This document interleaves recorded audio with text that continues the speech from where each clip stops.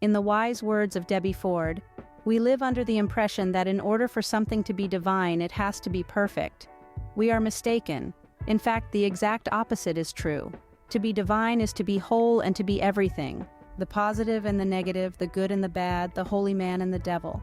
When we take the time to discover our shadow and its gifts, we will understand what Jung meant by, "The gold is in the dark." Each of us needs to find that gold in order to reunite with our sacred self. This quote is a profound exploration of our understanding of divinity, perfection, and wholeness. It challenges our preconceived notions and urges us to embrace every aspect of our being, even those parts we might consider dark or negative. Ford begins by pointing out a common misconception, that divinity equates to perfection. We often imagine divine beings as flawless, pristine entities, but Ford suggests we've got it all wrong. Divinity, she argues, is not about perfection. It's about wholeness. Wholeness, according to Ford, is not about being one thing or the other. It's about being everything. It's about embracing both the positive and the negative, the good and the bad.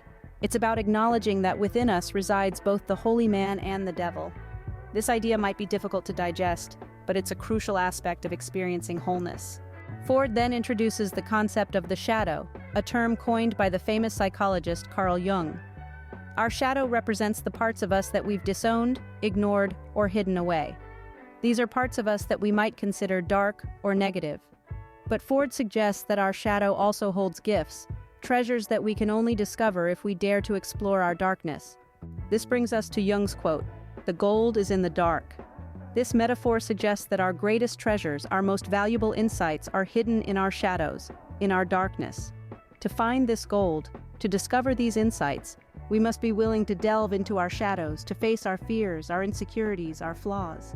Finally, Ford concludes that finding this gold is essential for reuniting with our sacred self.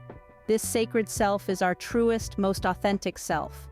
It's the self that is whole, that embraces both the light and the dark. It's the self that is divine.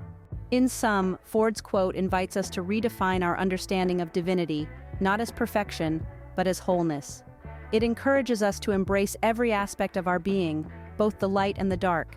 It urges us to explore our shadow, to find the gold hidden in our darkness. And it reminds us that in doing so, we can reunite with our sacred divine self.